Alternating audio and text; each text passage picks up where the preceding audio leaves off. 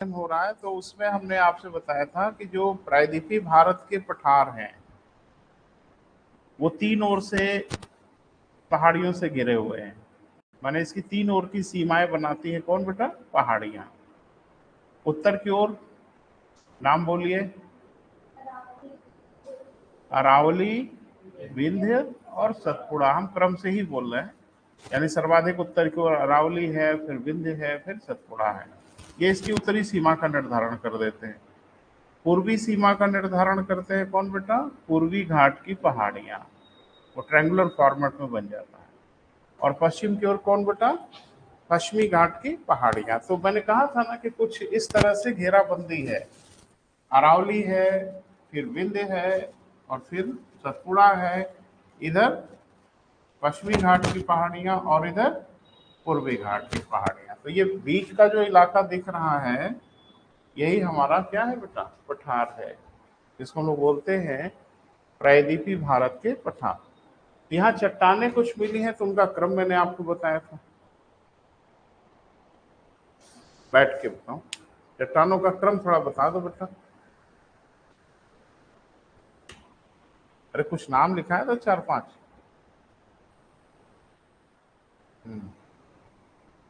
कुछ असहज हो रहे हैं बच्चे, कुछ कॉपी वॉपी देखने की कोशिश कर रहे हैं। यही सब फुर्सत में घर पे देख लिए होते तो जहमत ना उठानी पड़ती है ना। चलो कोई बताओ भाई जिसको याद हो। Very good. कडप्पा, विंध्य। हाँ, विंध्य पर्वत नहीं है बेटा, विंध्य क्रम की चट्टाने हैं। कहां से कहां तक हैं? चित्तौड़गढ़ से लेकर, चित्तौड़गढ़ मतलब राजस्थान, और यहां से लेके पूरब की ओर आप चले जाए तो बिहार में एक जगह है सासाराम, वहां तक इसका विस्तार। और इस स्पेसिफाइड है। इसको अपने मन से गढ़ नहीं सकते, आप अपने मन से क्रिएट नहीं कर सकते। क्लियर है? जो कुछ बोला जा रहा है वही है सत्य। तो अभी सीमा इसकी देख लेते हैं बेटा, फिर हम लोग आते हैं प्रायद्वीपीय भारत में। लिखें नीचे से। कुछ खासियत उचित बताया था इन चट्टानों का। आदिकल की चट्टानें सबसे प्राचीन हैं, आग्नेय हैं। इनके अलावा जितनी चट्टानें हैं सब की सब क्या है बेटा? अवसादी हैं। कुछ अवसादी चट्टानें ऐसी हैं जिसमें जीवाश्म नहीं पाए जाते, कुछ अवसादी चट्टानें ऐसी हैं जिसमें जीवाश्म पाए जाते हैं। जीवाश्म वाले लास्ट के नीचे के दो हैं। कौन कौन बेटा? विंध्य और गोंडवाना क्रम। उसके ऊपर दो और आपको अवसादी चट्टानें मिलती हैं। कौन सी? धारवाड़ और कडप्पा। इसमें जीवाश्म नहीं पाए जाते, वरन ये खनिज तत्वों के लिए जानी जाती है। स्पेशली धारवाड़ तो लोहे के लिए जानी जाती है। क्लियर है बेटा? और गोंडवाना क्रम की ये सब बेटा आके कॉपी मत लिखो, और लिखने का बड़ा शौक है तो लिखा लिखाया दे देंगे, तो दौड़ भाग करने से फुर्सत मिल जाएगी। थोड़ा सा दिमाग में रखिए और उसको देखिए। छुट्टी उट्टी का सदुपयोग कर लिया करें। दिन मौका मिले तो उसी टाइम पे, कम से कम क्लास के टाइम पे घर पे 1-2 घंटे बैठ के रिवाइज कर लें। और नहीं तो भूगोल अब समाप्त हो रहा है बेटा। अरे समाप्त ही की तरफ बढ़ रहे हैं, प्रारंभ की ओर थोड़ी बढ़ रहे हैं। अब धीरे धीरे समाप्त होगा, और फिर अपने आप को देख लीजिए कि आप कहाँ खड़े हैं। परेशानी यही है ना बेटा। मेरे समाप्त करने से या शुरू करने से कोई विषय समाप्त थोड़ा ही होता है। आप जब समाप्त करोगे तब ना समाप्त होगा, तो दिक्कत हो। 4-5 नाम था, मैंने बोला था कि बहुत इंपॉर्टेंट है, बहुत इंपॉर्टेंट है। घूम घाम के पूछते रहते हैं इसमें से, याद ही नहीं हो पाया। और पढ़वैया तो मुझे लगता है सबसे बड़े दिखते हो, है ना। चलिए नीचे से पैरा चेंज कर लें। नीचे प्रायद्वीपीय भारत के पठार, कुछ हेडिंग बनाया है? अच्छा हेडिंग बन चुकी है। हाँ वही आते, अरावली ही आते। हाँ, एक दूसरे का मुंह कहाँ देख रहे थे? मेरी ओर देखना चाहिए था ना। मुझे इतना याद नहीं रहता बता। कारण ये है कि दिन भर इतने बैचेज हैं, इतने लोगों को क्या क्या, किसी को भूगोल है, किसी का संविधान है, किसी का कुछ है, किसी की अर्थव्यवस्था है, तो मुझे दिमाग में नहीं रहता कि मैं कहाँ पे हूँ। अब मोटा मोटा एक आइडिया जरूर रहता है। जैसे मुझे आइडिया था कि मैंने प्रायद्वीपीय भारत के चट्टानों पे बात किया था, हेडिंग बनाया था नहीं बनाया था, अभी आप बताएंगे। तो अरावली है ना बेटा, थोड़ा सा सुन लीजिए उसके बाद लिखिए। पहला ये कि अरावली परिचय का मोहताज तो नहीं ही है। अरावली भारत ही क्या पूरी दुनिया की प्राचीन पर्वतों में से एक पर्वत है। और जब पर्वतों का डिमार्केशन हम लोग पढ़ रहे थे तो पढ़ा था कि अरावली एक अवशिष्ट पर्वत है, परंतु अरावली का जो निर्माण हुआ था वो वलित पर्वत के रूप में हुआ। मैंने बार बार आपसे कहा कि निर्माण के आधार पे कोई अवशिष्ट पर्वत निर्मित नहीं होता। जैसे आदमियों में कहते हैं ना कि बुढ़ा आदमी, तो बुढ़ा आदमी पैदा नहीं होता, बुढ़ा होता है। अवशिष्ट पर्वत जन्म नहीं लेते, अवशिष्ट पर्वत हो जाते हैं। हर पर्वत एक दिन अवशिष्ट पर्वत हो जाएगा। लेकिन अरावली का जो निर्माण हुआ था वो कैसे हुआ था बेटा? वलित पर्वत के रूप में हुआ था। लेकिन आज की डेट में वो क्या है बेटा? रेजिडुअल माउंटेन है, अवशिष्ट पर्वत है। हमारे जो प्राचीनतम धर्म ग्रंथ हैं उसमें भी अरावली का ज्यादा उल्लेख है। अरावली का अगर आप महत्व देखने की कोशिश करें तो पर्यटन के रूप में अरावली का कुछ ज्यादा ही महत्व है। अरावली में अगर ऐतिहासिक परिदृश्य में देखें तो कहा जाता है कि क्षत्रियों की उत्पत्ति का सिद्धांत भी अरावली से है। कहा जाता है कि वहीं से उत्पन्न हुए। हिदवंती है, कहावत है, उसमें एक सिद्धांत है जिसको कहा जाता है अग्निकुंड का सिद्धांत। इतिहास का मामला है ये।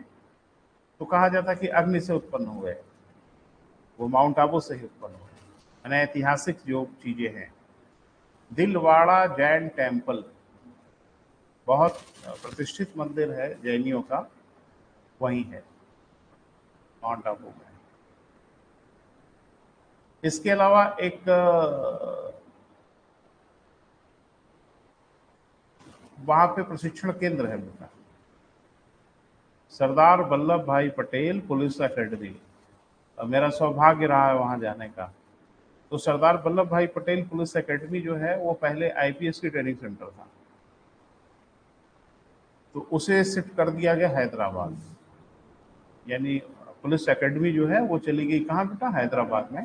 तो आज की डेट में आईपीएस की ट्रेनिंग हैदराबाद में होती है, तो वो सेंटर खाली हो गया, तो उसे दे दिया गया सीआरपीएफ के असिस्टेंट कमांडेंट के लिए। यानी जो कमीशन रैंक के बच्चे होते हैं उनकी ट्रेनिंग अब माउंट आबू में होती है। नीमच में भी होती है, मध्य प्रदेश में एक जगह है नीमच। तो असिस्टेंट कमांडेंट की ट्रेनिंग दो जगह होती है सीआरपीएफ के, नीमच में होती है और माउंट आबू में होती है। बीएसएफ के असिस्टेंट कमांडेंट की ट्रेनिंग होती है मध्य प्रदेश में एक जगह है टेकनपुर। ये सब दिमाग में रखिए बेटा, वो कुछ भी पूछ लेते हैं तो हम तो बताते समय बोलते ही रहते हैं सब। वहां एक झील है जो आपसे परीक्षा में पूछा गया, नक्की झील, माउंट आबू में है। ये माउंट आबू की। अब माउंट आबू का थोड़ा भौगोलिक विस्तार देखते हैं। ये गुजरात से लेके राजस्थान होते हुए दिल्ली तक इसका विस्तार है। और दिल्ली का जो अंतिम पड़ाव है इसका रायलसीना हिल, जिसपे राष्ट्रपति भवन बना हुआ है। राष्ट्रपति भवन रायलसीना हिल पे ही बना हुआ है। अब देख रहे हो कहीं नजर आता है कि राष्ट्रपति भवन पहाड़ पे बना है? अपर्दित हो गई है, काफी नीचे हो गई है। गुजरात में इसका कहां से प्रारंभ है? गुजरात में एक जगह है पालनपुर। तो पालनपुर से लेके राजस्थान होते हुए दिल्ली की रायलसीना हिल तक इसका, दिल्ली में इसको रायलसीना बोलते हैं, रायलसीना की पहाड़ियां 12। एक मजेदार बात देखने को मिलती है कि जैसे ये गुजरात से दिल्ली की ओर बढ़ती है, इसकी ऊंचाइयां कुछ घटने लगती हैं और उसकी चौड़ाई बढ़ने लगती है। हाँ, परंतु इसकी सर्वाधिक ऊंचाई राजस्थान में आबू पर्वत के रूप में ही है, यानी माउंट आबू के रूप में है। और माउंट आबू की सबसे ऊंची चोटी का नाम है गुरु शिखर, है ना बेटा? तो थोड़ा सा दो लाइन लिखा जाए, पहले विस्तार लिख लिया जाए। देखिए अरावली का विस्तार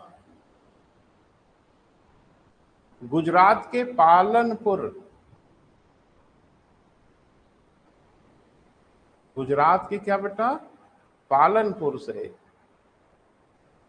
राजस्थान होते हुए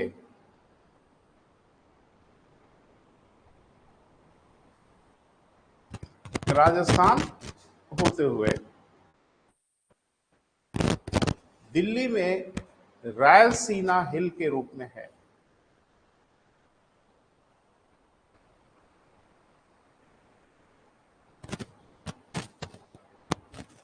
रायलसीना हिल के रूप में है। क्लियर है बेटा? दिल्ली की ओर बढ़ने के क्रम में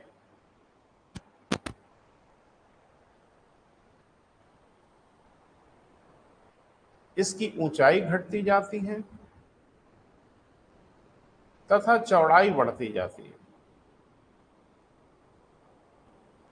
अब सोच रहे होंगे ये काहे लिखा है, ये पॉइंट बना के पूछेगा, तबीयत खराब कर देगा। अरावली के बारे में निम्न में से क्या क्या सही है? दिल्ली की ओर बढ़ने पे इसकी ऊंचाई बढ़ती है, चौड़ाई घटती है, क्या क्या करेंगे आप परेशान हो जाएंगे। और आप जो सोच रहे हैं वो नहीं पूछेंगे, गुरु शिखर पूछेंगे आपसे। जैसे आपके दिमाग में चल रहा है कि गुरु शिखर पूछ लेंगे कि अरावली की सबसे ऊंची चोटी का नाम क्या है। अरे ये सब छोटे बच्चों जैसा नहीं पूछा जाएगा, जो भी पूछा जाएगा वो तेल निकालने वाला होगा। ठीक है, कुटाई पिसाई के बाद जो निकलेगा निकलेगा। तो तथ्यात्मक नहीं बेटा, अवधारणात्मक चीजों पे नजर रखिए। क्लियर है बेटा? रायलसीना तक है। लिखें, अरावली का निर्माण वलित पर्वत के रूप में हुआ। अरावली का निर्माण किस रूप में हुआ बेटा? वलित पर्वत के रूप में हुआ, परंतु वर्तमान समय में यह भारत की सबसे प्राचीन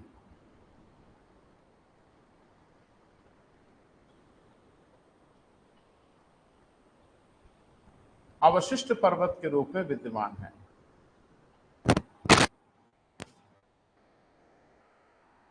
अवशिष्ट पर्वत के रूप में विद्यमान है।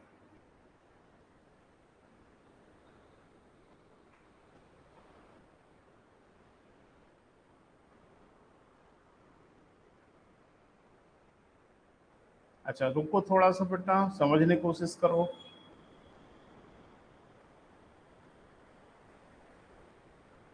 ये अगर वलित पर्वत है बना होगा तो दिमाग में तो इतना आना ही चाहिए कि अगर वलित पर्वत बना होगा तो चट्टानें अवसादी होंगी।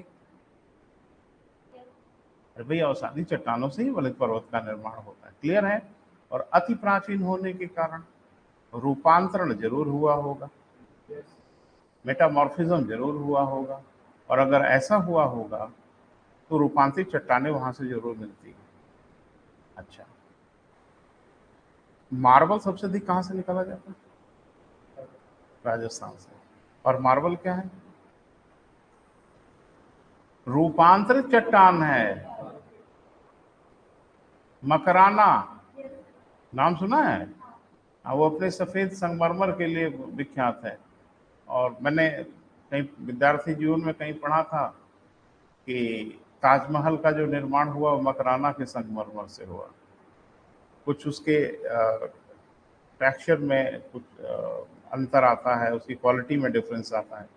यानी मकराना मार्बल तो बहुत मिलता है राजस्थान में, लेकिन मकराना का जो मार्बल था वो अपनी क्वालिटी के लिए जाना जाता है। मार्बल के बारे में लोग कहते हैं कि नेचुरल एयर कंडीशन है, जैसे गर्मियों में ठंडा रहता है और ठंडक में थोड़ा गर्म रहता है। इसलिए राजस्थान में आप देखोगे जितने भी कंस्ट्रक्शन हुए हैं तो मार्बल का प्रयोग जरूर हुआ, चाहे राजा महाराजाओं ने ही कराया हो। एक बार मैं आमेर का किला देखने गया था, जयपुर जाना हुआ तो चला गया आमेर का किला देखने। सवाई मान सिंह का बनाया हुआ किला। तो ये था कि बड़ा गर्मी पड़ती है राजस्थान में, और उसी के ऊपर महारानी का भी किला था अगल बगल में। तो वहां भी चला गया देखने, तो देखा मार्बल का बहुत ज्यादा काम है, बहुत बड़ा किला। फॉरेनर्स बहुत आते हैं, तो अंग्रेज बड़ा आश्चर्यचकित थे कि ये इतने बड़े फोर्ट में अकेले महारानी रहती थी। लिटरली एक आदमी तो पागल हो जाए, इतना बड़ा एरिया जिसमें एक महारानी के लिए इतना बड़ा किला था। कहा नहीं, एक नहीं, कई महारानियां रहती थी। लेकिन एक ही वहां देखने को मिला कि मार्बल का प्रयोग बहुत किया गया। तो एक गाइड ने मुझे बताया कि ये बड़ा एक अजीब सा सिस्टम बनाया गया था यहाँ। भाई महारानी लोग हैं तो थोड़ा लग्जरी वग्जरी का ध्यान तो रखना ही पड़ेगा ना। अब उस जमाने में एसी उसी नहीं था, तो अब महारानी गर्मी में परेशान थोड़ी होंगी। तो मार्बल का कंस्ट्रक्शन, और छत पे पानी डाला जाता था। नीचे नालियां बनी हुई थी जो फर्श से होते हुए निकल आती थी, ऊपर मार्बल लगा हुआ। एकदम कूल्ड रहता था। अब वो सिस्टम नहीं यूज होता, लेकिन किसी जमाने में सब था। तो मार्बल की एक खासियत जरूर है बेटा कि गर्मी में ठंडा और ठंडक में गर्म। ये कैसे? उसके अंदर कुछ है क्या? हम्म। वह अपना टेम्परेचर नहीं चेंज करता, कुछ पानी जैसा मामला है। गर्मियों में ठंडा और ठंडा में गर्म पानी, भूजल का पानी होता है ना, लो। अरे हैंडपंप का पानी गर्मियों में मजे का ठंडा रहता है, बस थोड़ा सा चला के निकालिए, और गर्मियों में मजे का गर्म, सॉरी जाड़े में मजे का गर्म रहता है। कितना भी ठंड पड़े, हैंडपंप के फ्रेश वाटर से आप नहा सकते हैं, वो मजे का गर्म लगता है। हाँ, वेपर वगैरह निकलता रहता है, जैसे ट्यूबवेल वगैरह गांव में देखे होंगे, विंटर्स में जब चलते हैं तो भाप भाप निकलती रहती है, बड़ा गर्म पानी रहता है। तो ऊपर वाला सब नीचे सिस्टम लगाया हुआ है ना? नहीं, उसका टेम्परेचर नहीं चेंज होता, बस सापेक्षिक रूप से वो गर्म और ठंडे की अनुभूति करता है। ठीक है बेटा, आगे बढ़े। ये लाइन हल्के में मत लेना, मैं जो जो लिखा रहा हूं बेटा बहुत सोच समझ के लिखा रहा हूं, और ये मत समझना कि बस ऐसे मैनेज किया जा रहा है। एक एक लाइन महत्वपूर्ण दिख जाएगी परीक्षा में, परेशान हो जाएंगे। अरावली के बारे में सबसे बड़ी खासियत आपको जरूर लिखनी पड़ेगी कि दिल्ली की ओर बढ़ने के क्रम में इसकी ऊंचाई घटती जाती है, चौड़ाई बढ़ती जाती है, किंतु इसकी सर्वाधिक ऊंचाइयां राजस्थान में देखने को मिलती। लेकिन अरावली की पहली वाली लाइन तो लिख लिया है ना बेटा? लिखें, अरावली की सर्वाधिक ऊंचाइयां राजस्थान में देखने को मिलती है।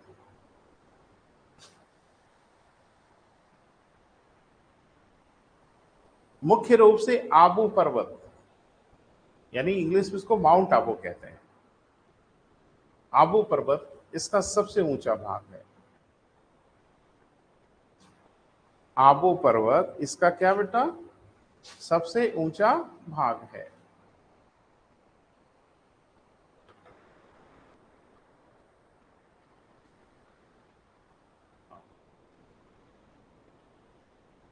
आबू पर्वत की गुरु शिखर, आबू पर्वत की क्या बेटा? गुरु शिखर अरावली की सबसे ऊंची चोटी है।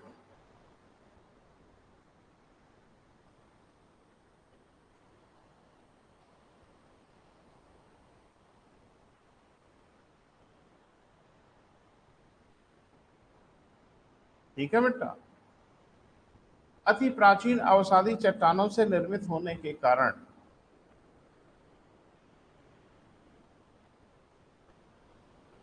अति प्राचीन अवसादी चट्टानों से निर्मित होने के कारण यहां रूपांतरित चट्टानें भी प्राप्त होती हैं।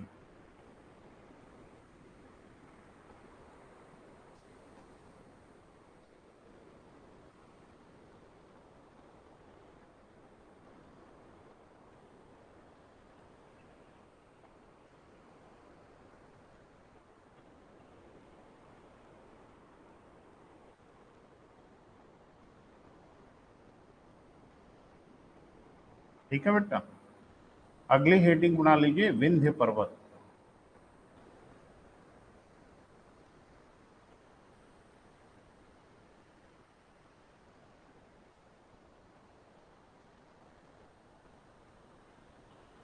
अच्छा, मोटा मोटा अगर आप देखें तो विंध्य पर्वत का जो विस्तार है बेटा, है ना, वो लगभग गुजरात की सीमा को छूते हुए शुरू होता है। ठीक है, मध्य प्रदेश होते हुए, उत्तर प्रदेश होते हुए, और मुझे लगता है कि थोड़ा सा इसका विस्तार बिहार और झारखंड की सीमा तक है, पारसनाथ के रूप में। क्लियर है बेटा?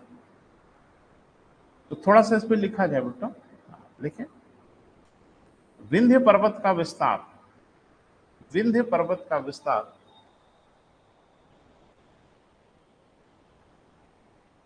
विंध्य, विंध्य, हार्नेर, कैमूर तथा पारसनाथ के रूप में झारखंड तक है। पारसनाथ के रूप में झारखंड तक है।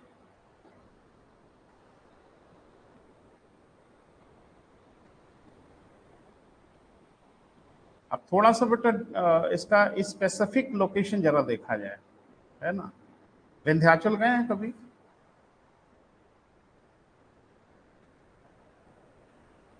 हर एक देवी का स्थान है, मुझे लगता है कि हर ही कोई जाना चाहता है, स्पेशली नवरात्र वगैरह में तो प्रयास यही रहता है। तो विंध्याचल एक देवी का स्थान है ना। कहाँ है विंध्याचल? मिर्जापुर में कि उधर मध्य प्रदेश में होना चाहिए ना। मिर्जापुर में है, हमें मालूम नहीं, थोड़ा सा क्लियर करें। तो मिर्जापुर में है तो विंध्याचल कैसे? क्या मिर्जापुर में विंध्याचल पर्वत है? अरे हम पूछ रहे हैं भैया जी, जवाब दीजिए। नहीं तो फिर या तो झूठ बोला जा रहा है।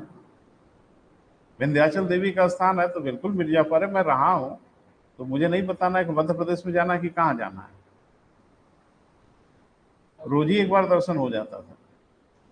तो ये मिर्जापुर में है। हाँ बिल्कुल, लिखा पढ़ी में है। तो क्या मिर्जापुर में ये विंध्याचल के रूप में है? नहीं। एक्चुअली विंध्य एक श्रृंखला का नाम है बेटा, ठीक है। इसमें कई पर्वतों का समूह है। जिसमें मैंने एक कहा कि विंध्य है, भारनेर है, कैमूर है, पारसनाथ है। ये सबको विंध्य पर्वत कहते हैं। क्योंकि हम जहां जाते हैं वो कैमूर में जाते हैं। कैमूर का जो विस्तार है वो ज्यादा उत्तर प्रदेश के मिर्जापुर में ही है। मिर्जापुर में कैमूर की पहाड़ियों के रूप में है कौन? विंध्याचल। तो कोई गलत थोड़ी बोला अगर हमने बोला कि विंध्याचल जा रहा है। श्रृंखला तो वही है। हिंदुओं के लिए एक श्रद्धा का स्थान है, वहां हम लोग जाते हैं। शुरुआत करें। अच्छा, इसका सबसे ऊंचा भाग कोई होगा?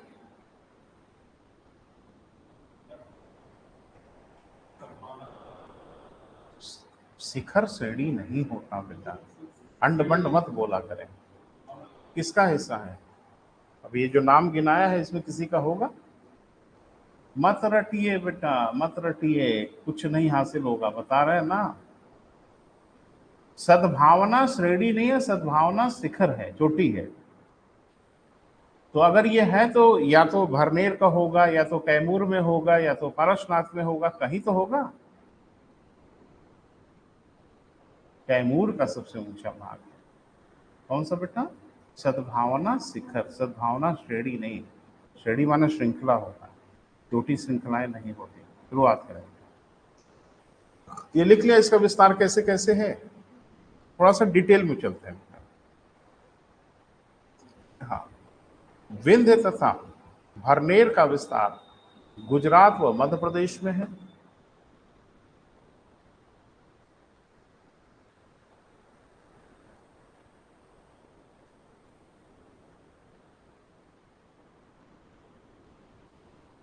कैमूर का विस्तार उत्तर प्रदेश के मिर्जापुर में अधिक है।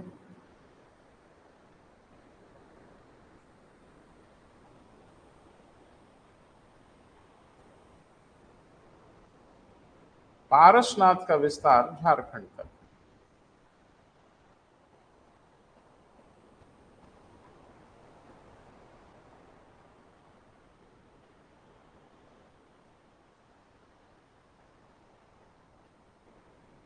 ठीक है बेटा, लिखें। संपूर्ण विंध्य श्रृंखला में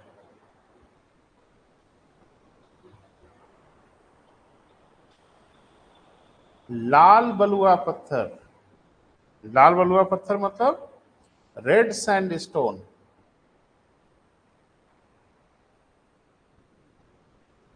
की अधिकता है। यह भी आपसे पूछा गया। लाल बलुआ पत्थर की क्या बेटा? अधिकता है। साथ ही इसमें चूने का पत्थर यानी लाइमस्टोन भी प्राप्त होता है।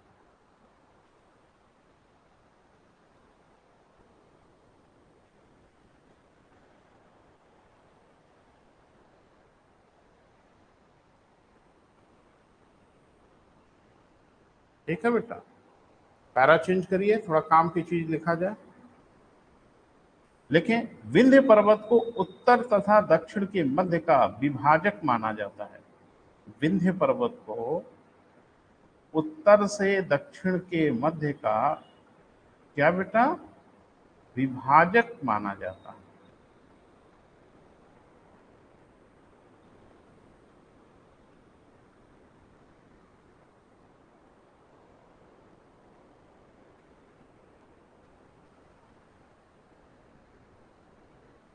विंध्य पर्वत के कारण ही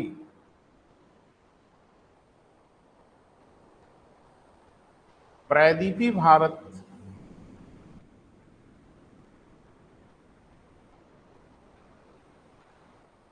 ऐतिहासिक दृष्टिकोण से अधिक सुरक्षित रहा।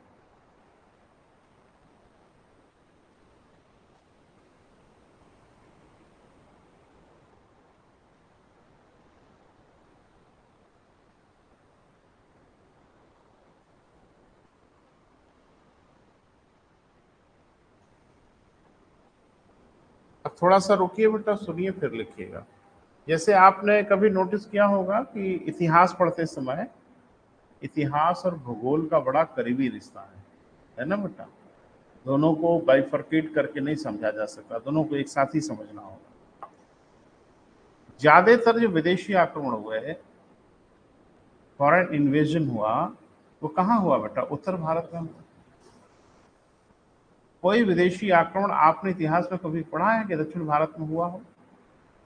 सवाल ही नहीं है। हाँ, इतिहास में हम लोगों ने ये जरूर पढ़ा है कि कभी कभी बड़े शासक दक्षिण के अभियान पे जरूर गए, लेकिन वो सिर्फ अभियान पे गए, शासन वहां कभी नहीं किया। जैसे अपना रुतबा दिखाने के लिए गए उस इलाके में और फिर वापस भाग आए। और उसके पीछे सबसे बड़ा कारण ये विंध्य पर्वत, सबसे बड़ा कारण। दूसरा, अगर जेनेटिकली आप देखें तो भी एक डिफरेंस आपको समझ में आता है। हमारे उत्तर भारत में अगर आप देखें, यानी उत्तरी भारत जिधर हम लोग रहते हैं, लोगों के चेहरे मोहरे में रंग रूप में बहुत विविधता, बहुत ज्यादा आपको विविधता नजर आएगी। यहाँ कुछ लोग अंग्रेजों जैसा दिखते हैं, कुछ लोग मंगोलाइट जैसा दिखते हैं, कुछ लोग निग्राइट जैसा दिखते हैं। मैंने आप खुद ही देख लो, इस इलाके में लोगों का जो रंग रूप, आंखें किसी की नीली, इधर नीली आंख कैसे हो गई? मैंने देखा है नीली आंख वाले, भूरी आंखों वाले। ये जो मेन ब्रीड है हम लोगों की, उसकी आंखें काली होनी चाहिए, बाल भी काले होने चाहिए। उसके पीछे बहुत बड़ा कारण था बेटा उत्तर भारत में कि जिसको देखो वही मुंह उठा के चला आता। आक्रमण भी होते रहे, लंबे लंबे अवधियों तक इधर रहे, तो जेनेटिकली बड़ा मॉडिफाइड हो गए। वो शादी विवाह के रिश्ते हुए, फलाना हुआ, धमाका हुआ, तो जेनेटिकली हम लोग काफी मॉडिफाइड हो गए। दक्षिण की ओर कभी जाके देखो ना, ऑलमोस्ट एक जैसे दिखते हैं। उनका जो चेहरा मोहरा है ना, वो देख के तुरंत समझ में आ जाएगा कि साउथ इंडिया का आदमी। हाँ, मुझे भी कुछ लोग देख के कंफ्यूज होते, लेकिन बेवजह कंफ्यूज होते हैं। ठीक है, मैं उत्तर भारत का हूँ। उसके पीछे कारण यह है कि वो द्रविड़ नस्ल के लोग हैं। ये उनकी जो ब्रिड है वो क्या कहलाती है, द्रविड़। और कहा जाता है आज की डेट में भारत में सबसे जो शुद्ध नस्ल है, प्योर, वो द्रविड़ की है। वो बहुत हाइब्रिड नहीं हो पाया, अदरवाइज हम लोगों की नस्ल जो है ना वो काफी हाइब्रिड हुई, काफी चेंज हो गई। उसके पीछे बहुत बड़ी भूमिका विंध्य पर्वत की थी, बहुत बड़ी भूमिका थी विंध्य की। और उधर तीन ओर से सागरों ने घेराबंदी किया था, उधर से आना तो संभव ही नहीं था। हाँ, बीच में जब आधुनिक जमाना आया और नौ परिवहन के रास्ते ज्यादा विकसित हुए तो आप देखें अंग्रेज उधर जाना शुरू किए, पुर्तगाली, डच वगैरह। नहीं तो उसके पहले तो प्रायद्वीपीय भारत लगभग लगभग एक अभेद्य किला बना हुआ था, क्योंकि उत्तर की ओर विंध्य बड़ी तगड़े उसकी हिफाजत करती थी, इधर पूर्वी घाट, इधर पश्चिमी घाट। तो वहां की जो नस्ल है, जो ब्रिड है, उसको हम लोग बोलते हैं क्या बेटा, द्रविड़ नस्ल। हम लोग क्या हैं, आर्य हैं। अरे इतिहास पढ़ा होगा, हम लोगों को बोला जाता आर्य हैं। वो द्रविड़ नस्ल के लोग हैं और वो अपने प्योर ब्रिड में हैं आज भी, यानी बहुत कुछ परिवर्तन उनकी जीन में नहीं। तो जेनेटिक प्रोफाइल से पता चलता है ना बेटा। हम लोगों की जेनेटिक प्रोफाइल तो इतनी जबरदस्त है, कुछ समझ में ही नहीं आता कि कहां से कैसे क्या क्या डेवलप हो गया। 12, एक बात समझ में आई बेटा कि विंध्य पर्वत सोशल डिमार्केशन भी किया, और विंध्य पर्वत जल विभाजक के रूप में भी विद्यमान है आज के डेट में। क्लियर है बेटा, जिसने पूरे भारत को बाइफरकेट कर दिया उत्तर और दक्षिण के बीच। यही मैंने लिखाया है बेटा, विंध्य पर्वत एक विभाजक के रूप में विद्यमान है, जिसने उत्तर और दक्षिण के बीच एक दीवार के रूप में काम किया। क्लियर है बेटा, आगे बढ़े। सतपुड़ा,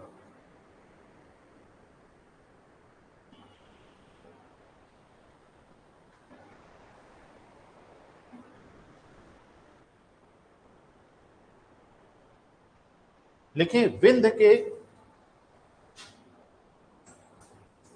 दक्षिण में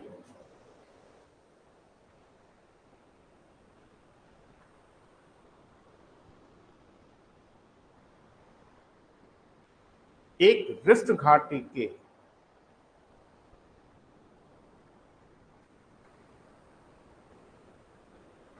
रिफ्ट वैली के निर्माण के परिणाम स्वरूप सतपुड़ा का निर्माण हुआ।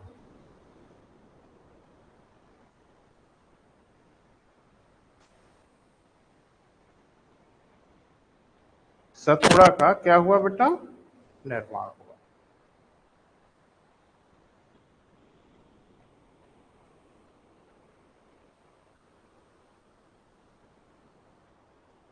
लेकिन इसका विस्तार विंध्य के दक्षिण में उसी के समानांतर है।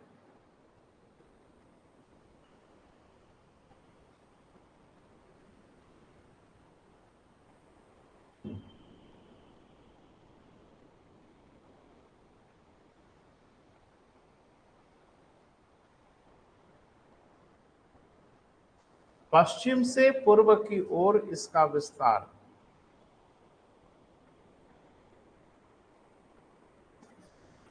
किधर से किधर बेटा, पश्चिम से पूर्व की ओर। शब्द मत लिखिए, थोड़ा महसूस करिए हम किधर से किधर बोल रहे हैं। पश्चिम से किधर बेटा, पूर्व की ओर इसका विस्तार। लिखें राजपीपलाद, राजपीपलाद।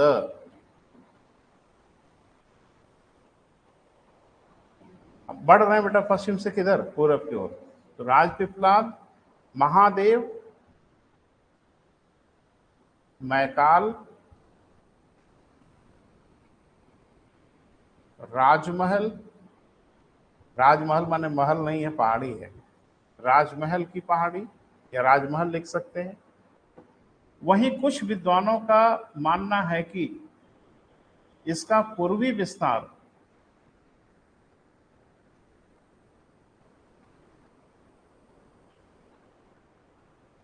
उत्तर पूर्वी राज्यों में गारो खासी जैंतिया के रूप में भी है।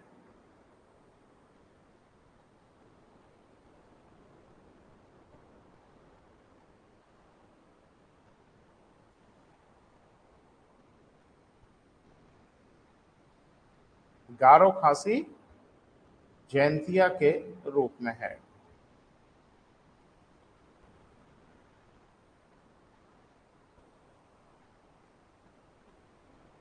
ठीक है बेटा, इसका सबसे ऊंचा भाग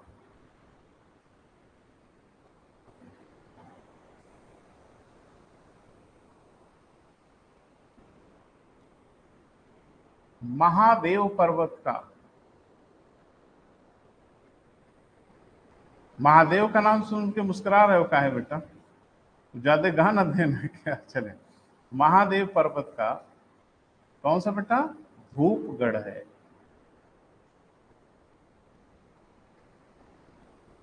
महादेव पर्वत का क्या बेटा, धूपगढ़ है।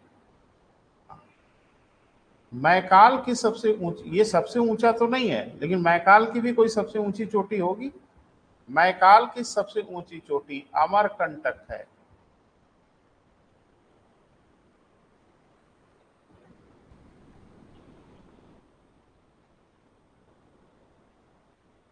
अब इसमें थोड़ा सा क्लियर कर लो बेटा, कंफ्यूज मत होना। सबसे ऊंचा भाग निसंदेह महादेव का धूपगढ़ है। ये पूरे सतपुड़ा की सबसे ऊंची चोटी है। कहा जाता है कि इसमें 7 मोड़ हैं, 7 जगह इसमें कर्व हुए, दैट्स वाई इसको सतपुड़ा कह दिया गया।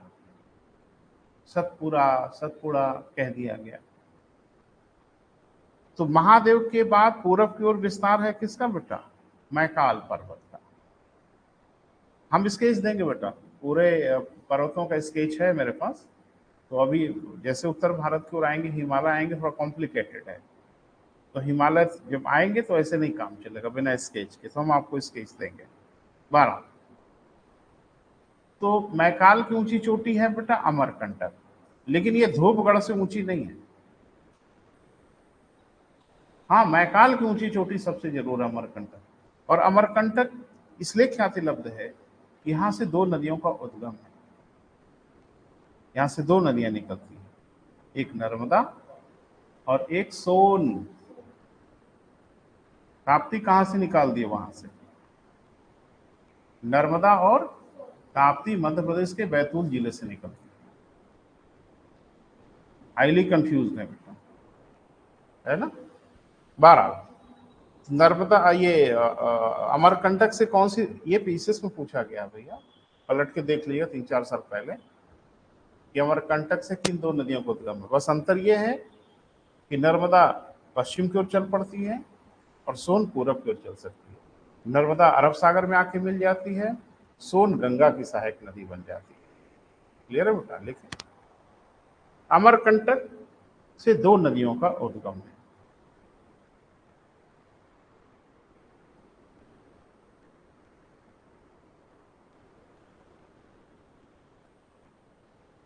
अमरकंटक से कितनी बेटा? 2 नदियों का उद्गम। कौन कौन 2?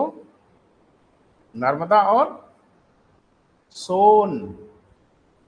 गलती मत दोहराइएगा, नर्मदा और सोन लिखें, ब्रैकेट लिख लें, नदी का नाम लिख लें, नर्मदा सोन। देखिए, नर्मदा विंध्य और सतपुड़ा के भ्रंश से, नर्मदा विंध्य और सतपुड़ा के भ्रंश से पश्चिम की ओर प्रवाहित होते हुए अरब सागर में गिरती है।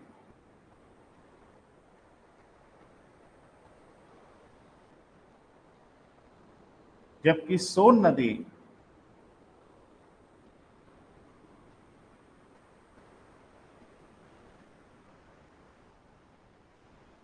जबकि कौन बेटा? सोन नदी गंगा की सहायक नदी बन जाती है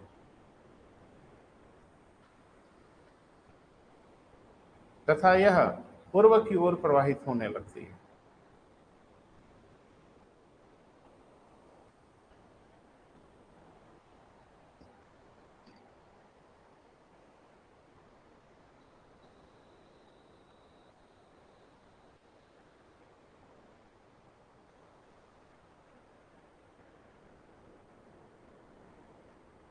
ठीक है बेटा, तो छोटा छोटा परिचय हो गया।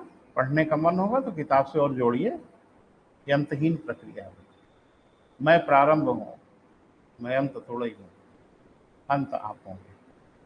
अब कहां तक अंत होगा ये फैसला आप करिएगा। अगली हेडिंग बनाई बेटा, पश्चिमी घाट की पहाड़ियां या सहयात्री। पश्चिमी घाट की पहाड़ियां या सहयात्री।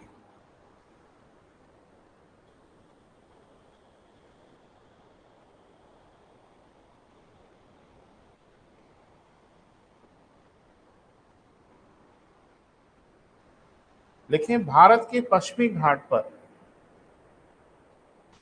पश्चिमी मैदानों के समानांतर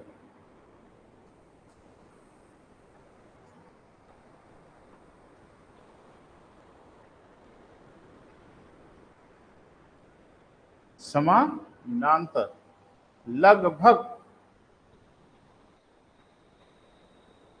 1600 किलोमीटर की लंबाई में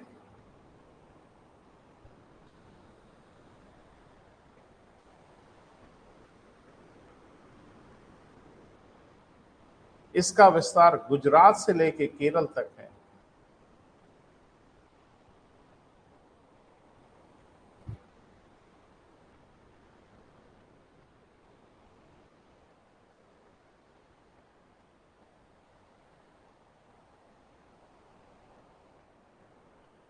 ठीक है बेटा, लिखें।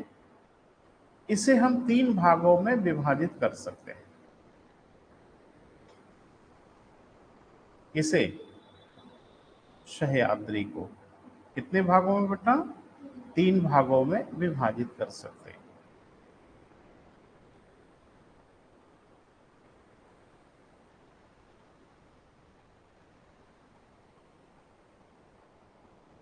ठीक है, पहला लिखो उत्तरी सह्याद्री। हाँ सुन लो, इसको 3 भागों में कैसे बांटा है वो सुनो। एक को कहते हैं उत्तरी सह्याद्री, एक को कहते हैं मध्य सह्याद्री, और एक को कहते हैं क्या बेटा? दक्षिणी सह्याद्री।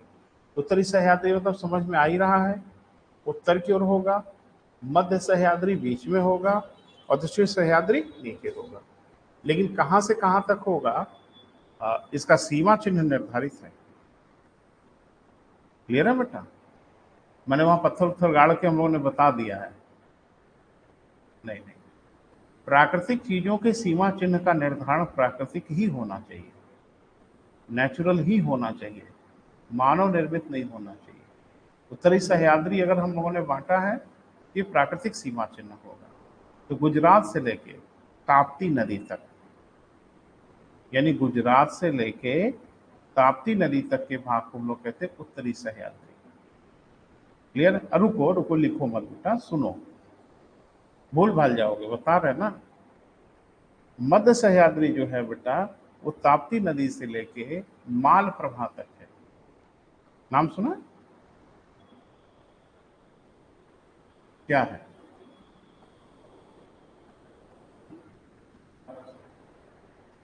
ये कृष्णा नदी की सहायक नदी है। मालप्रभा, घाट प्रभा, भीमा, तुंगभद्रा, ये सब कृष्णा नदी की सहायक नदी है। तो मालप्रभा जो है नदी है, और ये कृष्णा नदी की सहायक है।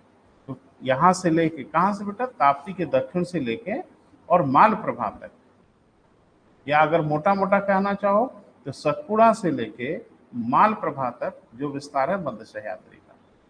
क्लियर है? बोल नहीं रहे। और मालप्रभा से लेकर उसके दक्षिण में आप चले जाइए अन्नामलाई और एलगिरी की पहाड़ियों तक, ये इसका दक्षिणी सह्याद्री का विस्तार है। देखिए को बेटा, थोड़ा थोड़ा देखा जाए, लिखें। उत्तरी सह्याद्री, आज इसको क्लियर करेंगे बेटा, है ना। इसका विस्तार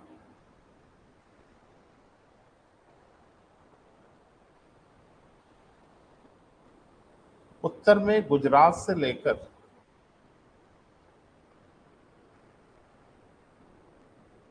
ताप्ती नदी तक है।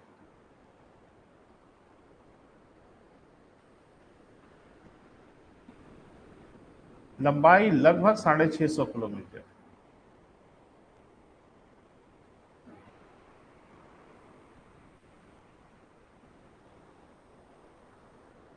यहां सर्वाधिक ऊंचाइयां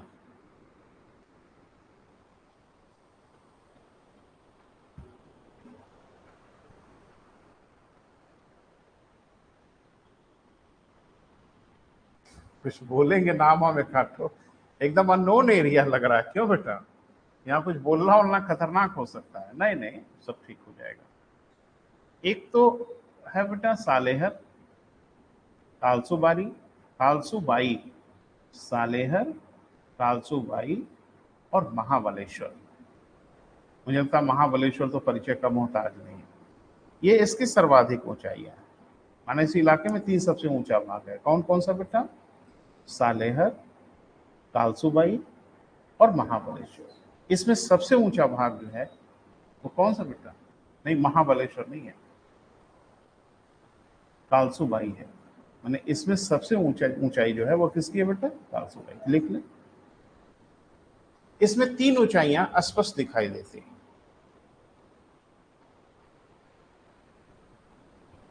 सालेहर, सालेहर,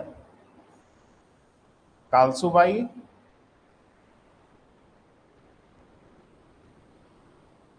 तथा महाबलेश्वर। पता नहीं किसी नदी वदी का उद्गम भी है क्या यहाँ, बोल नहीं रहे। महाबलेश्वर से कोई नदी वदी भी निकलती है बेटा? है? अच्छा, गोदावरी नदी। चलो, बड़ा अच्छा है। हो गया बेटा? हाँ, इसमें सबसे ऊंचाई कालसुबाई की है।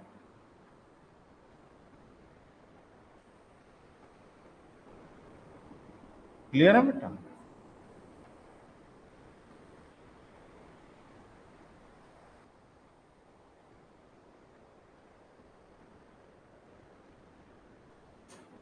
बोल नहीं रहे हो, मुश्किल लग रहा है। हाँ, मुश्किल तो है ही है, इसीलिए यही बुद्धि गुम होती है लोगों की, यही घेरता है जाके। अब ध्यान से सुनो, यहाँ दो दर्रे भी हैं बेटा, यानी उत्तरी सह्याद्री में दो पास हैं, खाल घाट, भोर घाट। ये पाल घाट थोड़ी, खाल घाट और भोर घाट, ये दो दर्रे कहाँ है बेटा? उत्तरी सह्याद्री में। और मालप्रभा से लेके, भैया जी, मालप्रभा से लेके पाल घाट तक अगर आप जाएंगे ना, वो मध्य सह्याद्री का है। क्लियर है बेटा? हो गया बेटा? यानी कि मालप्रभा जो है ना, और ये मालप्रभा जो नदी है ना बेटा, वो एकदम ताप्ती से सटी हुई नदी है। तो ताप्ती सीमा चिन्ह बना दे या मालप्रभा बना दे, वो उत्तरी सह्याद्री का हिस्सा है। और यहाँ दो दर्रे आपको दिखाई देते हैं, कौन कौन बेटा? थाल घाट और भोर घाट। थाल घाट से मुंबई और कलकत्ता मार्ग गुजरता है। दर्रा माने पास है, तो मुंबई से लेके जो कलकत्ता वाला रास्ता गुजरता है, वो कहाँ से निकलता है? थार घाट। और भोर घाट से मुंबई और पुणे मार्ग गुजरता है। क्लियर बेटा? लिख लें। यहाँ दो महत्वपूर्ण दर्रे हैं, पास हैं।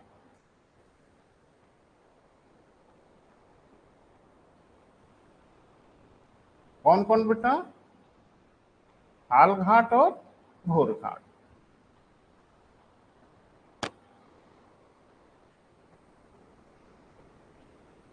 थाल घाट से लेके कहां तक बेटा? भोर घाट, दो दर्रे हैं, ठीक है। लिखें, थाल घाट से, उसी के आगे जगह होगी ना बेटा, थाल घाट से मुंबई कोलकाता मार्ग गुजरता है, यानी मुंबई को कोलकाता से जोड़ा जाता है।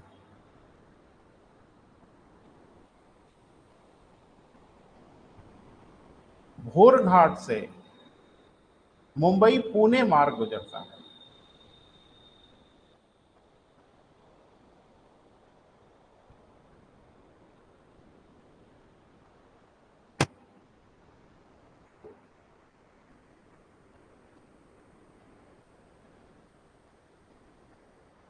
हो गया बेटा? अब हेडिंग बनाइए, मध्य सह्याद्री।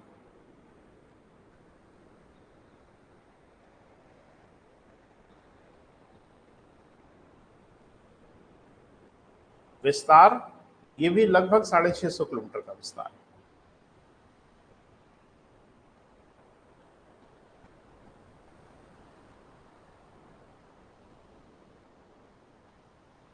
ठीक है बेटा? लिखें, इसका विस्तार कृष्णा की सहायक नदी मालप्रभा से लेकर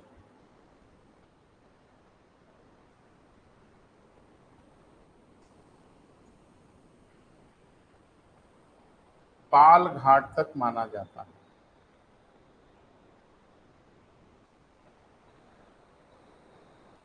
पाल घाट तक माना जाता है।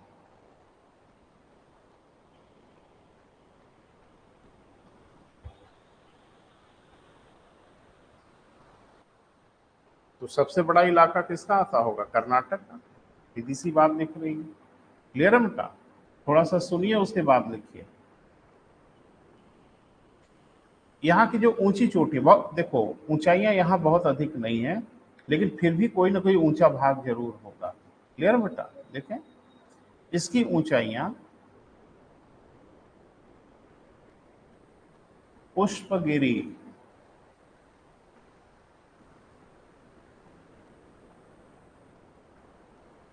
कुद्रमुख, कुद्र या कुद्रे जो भी लिखना चाहें, कुद्र मुख। एक्चुअल में कुद्र माने होता है घोड़ा, है ना, तो घोड़े के मुख जैसा है कुद्रमुख। कामा, बाबा बोदन की पहाड़ी,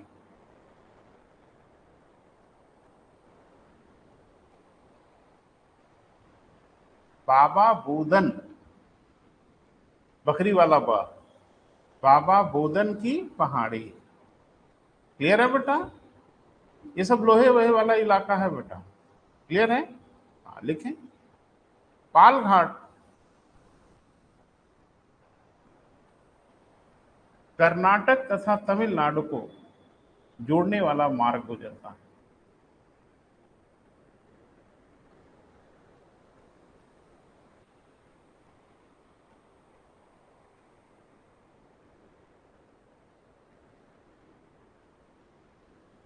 हो गया बेटा?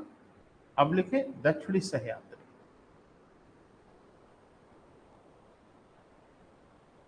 दक्षिणी सह्याद्री,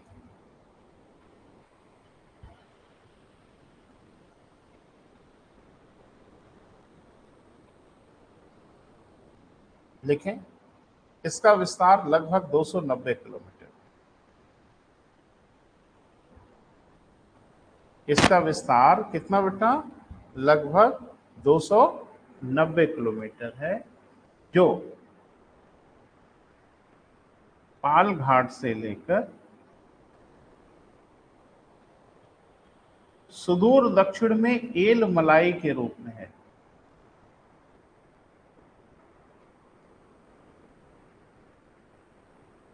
सुदूर दक्षिण में किस रूप में बेटा? येल, एल मलाई। एक बार ध्यान से सुनो,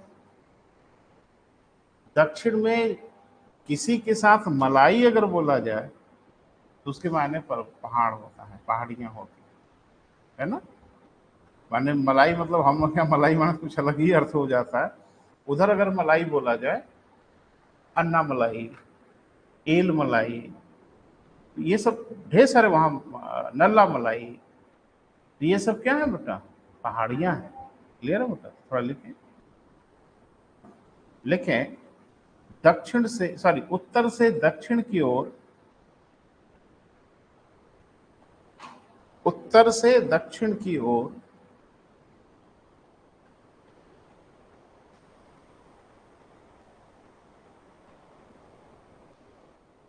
इसका विस्तार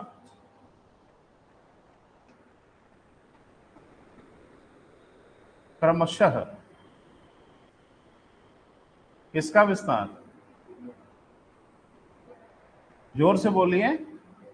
दक्षिणी सह्याद्री का जो विस्तार है, पाल घाट से जब हम बढ़ेंगे दक्षिण की ओर, तो इसका विस्तार किस क्रम में है वह लिखना बहुत आवश्यक है। विस्तार नीलगिरी, एक के नीचे एक लिखना बेटा, तो थोड़ा हमारी मदद हो जाएगी। नीलगिरी डैश करके लिखिएगा, सबसे ऊंचा भाग दोदा बेटा। नीलगिरी की सबसे अधिक ऊंचाई किस नाम से जानी जाती है बेटा? दोदा बेटा के नाम। क्लियर है? नीलगिरी के बाद अन्नामलाई,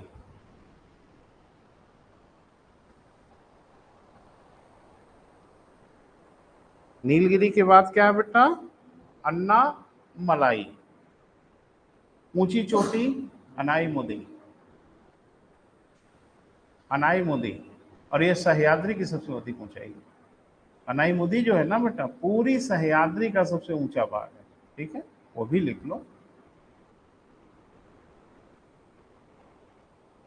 उसके बाद ऊंचाइयां कुछ खास नहीं है, लेकिन फिर भी हैं पहाड़ियां।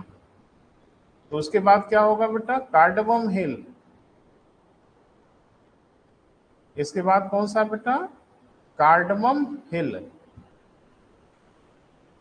हिंदी में क्या कहते हैं? इलायची की पहाड़ी। हो गया बेटा?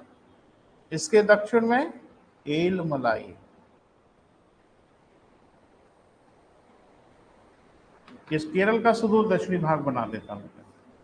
एल मलाई। आप ब्रैकेट में जरूर लिख लो, केरल के सुदूर दक्षिणी भागों तक।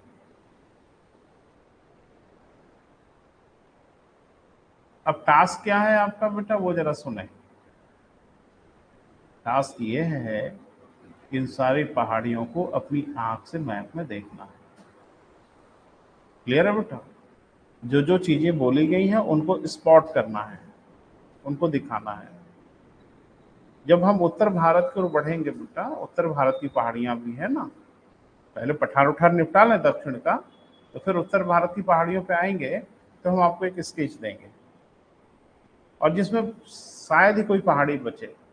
सब कुछ मैं दिखाऊंगा, हिमालय से लेके पूरे प्रायद्वीपीय भारत तक। वो जाहिर सी बात मैं महसूस करता हूँ। ऑक्सफोर्ड देखोगे तो कुछ मिलेगा, कुछ मिलेगा ही नहीं। मैकमिलन देखोगे तो उसमें कुछ दिखेगा, कुछ दिख।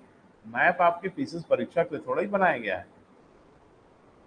मैप आपको भूगोल को थोड़ा सा महसूस करने के लिए बनाया गया है, किसी परीक्षा को टारगेट करके थोड़ी बनाया गया है। तो इसीलिए कुछ चीजें दिख जाती हैं और कुछ चीजें वहां पे नहीं दिखती। जैसे 2-3 मैप लेके काम करोगे तो सब मिल जाएगा, लेकिन एक ही मैप में सब ढूंढने की कोशिश करोगे तो शायद ना भी मिले। तो हम कोशिश करेंगे सब आपको एक ही जगह दें, अपने मैप से मिलान करके क्लियर कर लीजिएगा। क्लियर है बेटा? अब बढ़ जाए पूर्वी घाट की पहाड़ियां, निपटा लिया जाए बेटा। अभी मत ढूंढो बेटा, घर पे जाके ढूंढना, और ढूंढने में हम मदद करेंगे। आपको जब स्केच दे देंगे ना तो बहुत आसानी से ढूंढ लेंगे आप।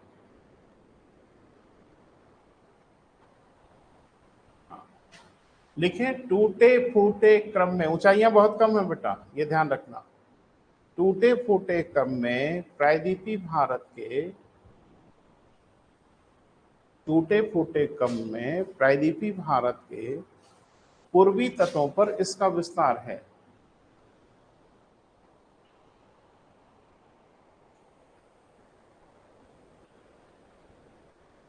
इनकी लंबाई लगभग 1300 किलोमीटर है।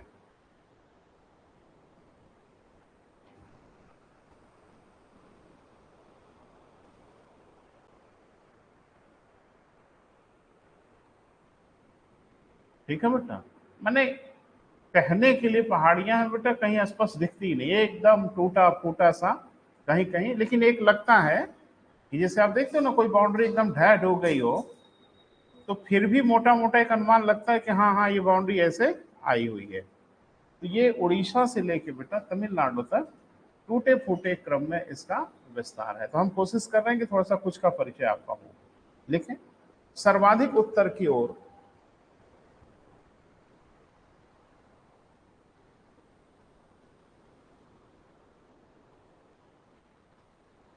सर्वाधिक उत्तर की ओर उड़ीसा का विशाखापत्तनम इसका सबसे ऊंचा भाग है।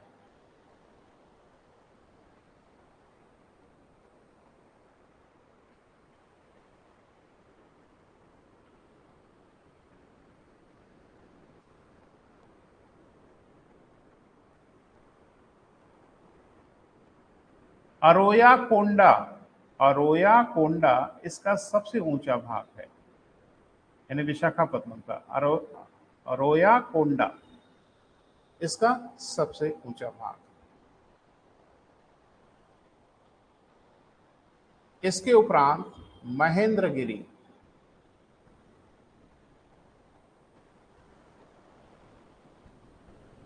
हम किधर से किधर जा रहे हैं बेटा? उत्तर से दक्षिण की ओर बढ़ रहे हैं। ठीक है? ये तो उड़ीसा में ही है बेटा। अरोया कोंडा यानी विशाखापत्तनम का हिस्सा है, और महेंद्रगिरी ये इसके ऊंचे भाग हैं जो पूरब की ओर उड़ीसा में है। और उड़ीसा के बाद आप आगे बढ़ोगे तो आ जाओगे आंध्र प्रदेश में। आंध्र प्रदेश में इसका सर्वाधिक जो विस्तार देखने को मिलता है वो देखने को मिलता है नल्ला मलाई। लिख लें, नल्ला मलाई के रूप में इसका विस्तार आंध्र प्रदेश में है।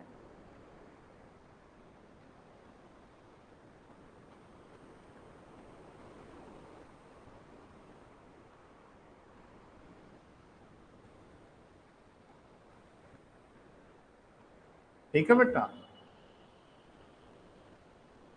तमिलनाडु में इसका विस्तार पालकोंडा,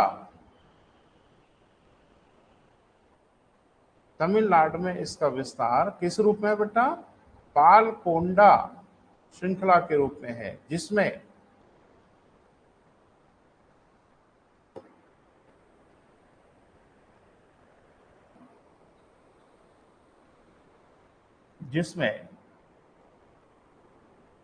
उत्तर, पालकोंडा श्रृंखला की बात कर रहे हैं बेटा, जिसमें उत्तर से दक्षिण की ओर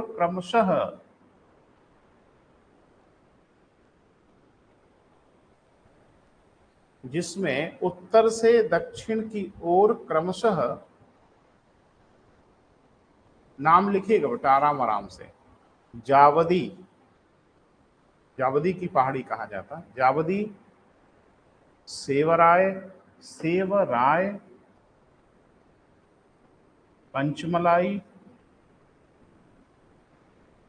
कोलमलाई।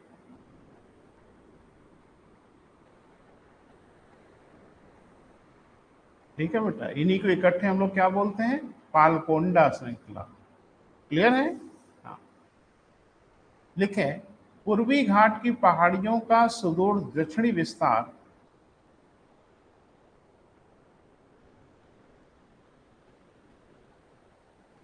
विस्तार पालनी हिल के रूप में है। पालनी हिल के रूप में है, जो नीलगिरी के पास सह्याद्री से जुड़ जाती है, जो नीलगिरी के पास किससे बेटा? सह्याद्री से जुड़ जाती है।